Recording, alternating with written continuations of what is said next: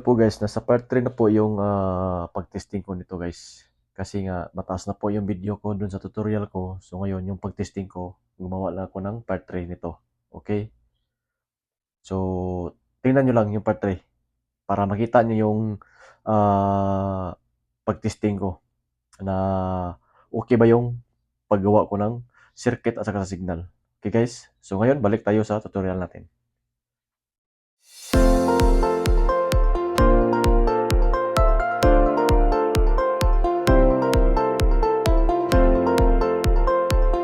So guys, so dito na po tayo sa part 2 para sa connection natin sa Star Delta. Kung nakita nyo dun sa part 1, ito po yung part 2 natin para makumpleto na po natin. Okay? So ngayon guys, yung sinasabi ko, di ba, dun sa part 1 ko, itong time relay natin is may number to, di ba? So ngayon, may connection na tayo dito sa number 15 at saka sa E1. Tapos may natira na lang dito yung 18, 16 at saka yung E2. Okay? So ngayon guys, itong number 18 guys, ito po yung para sa delta natin. Itong number 18. Itong 16 guys, ito po yung para sa star natin, okay? At saka may ito din dito. Ito po yung common wire o neutral. So ngayon guys, unahin po natin yung star. Kukunik ako dito sa number 16 guys. Dito sa time relay natin, number 16.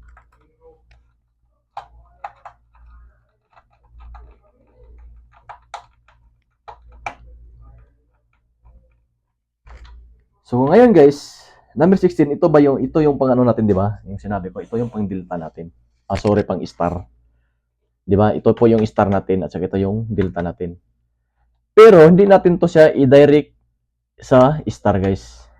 Idaan muna natin siya sa delta na contactor. Okay? Para yun ang tinatawag na interlock between delta at saka sa star. So mostly kasi dito guys, kahit saan may ginagamit po kami dito guys na mechanical interlock po. Dito po sa gitna ng delta at saka sa star. Pero ganun pa rin yung connection niya kahit may interlock na nakalagay. Dagdag protection kasi yun. Okay? I-connect na natin to sa delta na conductor. Dito po sa guys sa number 22 po. Ito po yung ginagamit ko dito, number 22. Tapos ginawa ko po yung output. Yung output po niya is number 21 dito sa conductor. Normally, close po to guys ha. In-C po to siya. Ilagay mo. So normally close. Number 22. Tapos, di ba sabi ko, yung ginawa kong output is 21. So, dito sa 21, guys, number 21, dito sa main contactor, ito na yung output niya ba, di ba? So, ngayon, tsaka na natin siya ilagay dito sa star natin. Ilagay natin siya dito sa E1 ng star natin. Lagay ko lang. Yan.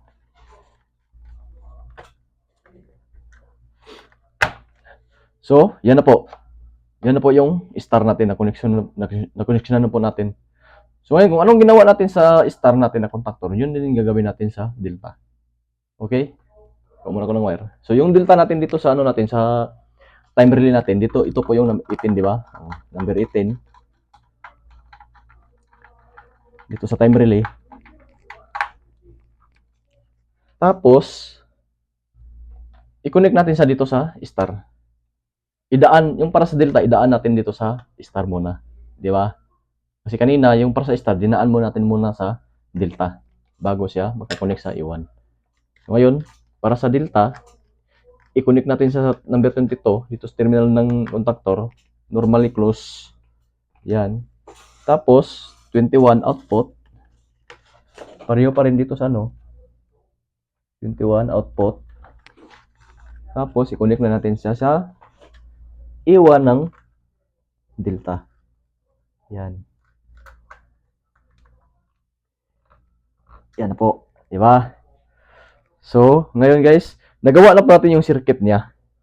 So, yung kulang na lang po yung signal. Yung indicator lamp ng running. Nandito na yung power natin, di ba? Indicator lamp ng power. So, ngayon, indicator lamp ng power na running at saka indicator lamp ng trip. Okay? So, ngayon ang bigyan natin ng connection. So, ngayon guys, kung napansin, pinipir ko na po yung, yung mga indicator lamp. Nilagyan ko na po dito ng mga guys, common para madali po yung video natin. Mamaya i-explain ko rin tong common wire. Kasi dito tayo nag-focus sa ano natin sa mga power line natin. Okay? So ngayon guys, ito po yung indicator lamp ng ano ng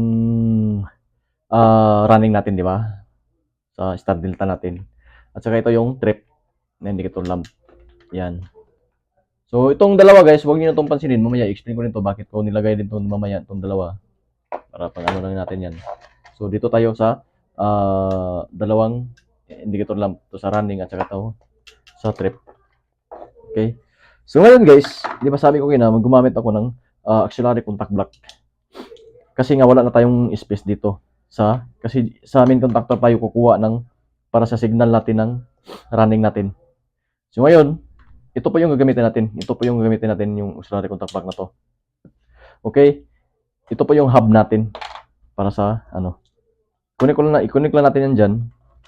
Dyan. Connect lang natin. Okay na. So ngayon, ang gagawin natin, ito po. Tanggalin ko muna to. Dito sa number 14 guys, ito sa main contactor natin, magdagdag ako ng isang wire.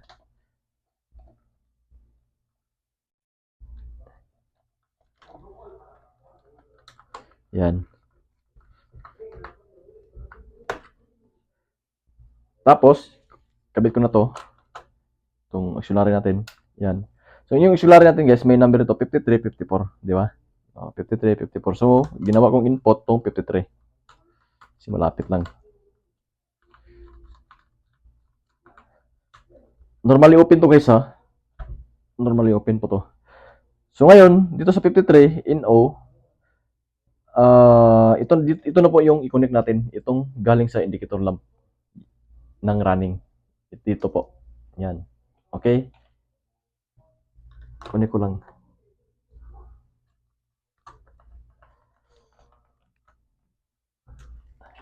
Okay na. Nakakabit na po natin yung indicator lamp ng running. So ngayon sa trip lang natin, sa trip lang naman natin guys. So dito sa trip natin guys, di ba yung sinasabi ko kanina, dito sa ano natin, sa auxiliary contact natin, sa full signaling, may natira pa dito na 97 at saka 98. Normally, open po yan guys. Okay? 97, 98. So ngayon, dito sa number 53 guys, dito, di ba may wire na tayo kanina dito, nilagay.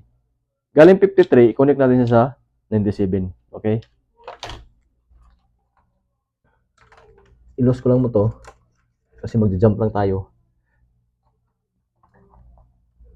53 dito sa ano, auxiliary natin.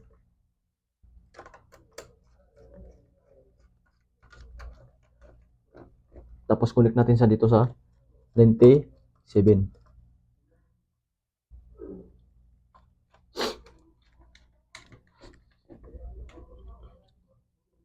Yan, 97.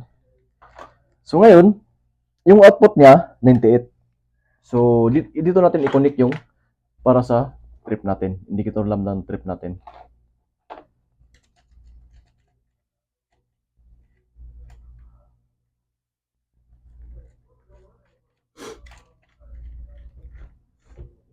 Okay na.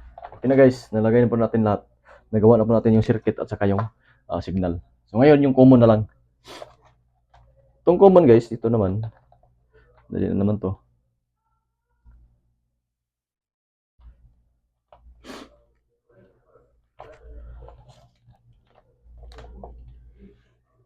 So ito na po yung common natin guys. Inano ko lang. Yung common natin galing dito sa MCB. Umikot lang po yan. Galing dito sa mga indicator lamp natin. Tapos nakakonect siya dito sa ano. Dalawa po yung nakakonect dito sa E1. Ito ng time relay natin. Kasi nga yung ang isa, yun na po yung pumupunta dito sa ano natin sa bawat kontaktor natin. Ito ng bawat kontaktor natin. Yan.